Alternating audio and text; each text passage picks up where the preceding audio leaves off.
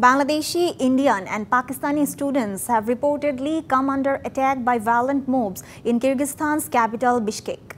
A few hostels of medical universities in Bishkek, where students from India, Bangladesh and Pakistan reside, have been attacked amid the violence, which broke out on Friday night.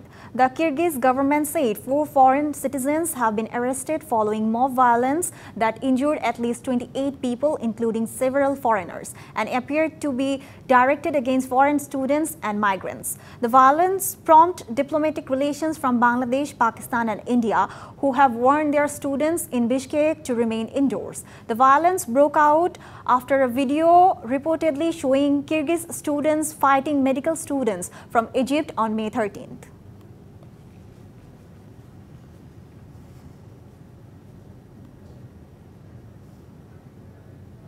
নগদে ৫০০ টাকা বা তার বেশি পেমেন্টে পেতে পারেন ঢাকায় জমিসহ ২০ কোটি টাকার পুরস্কার।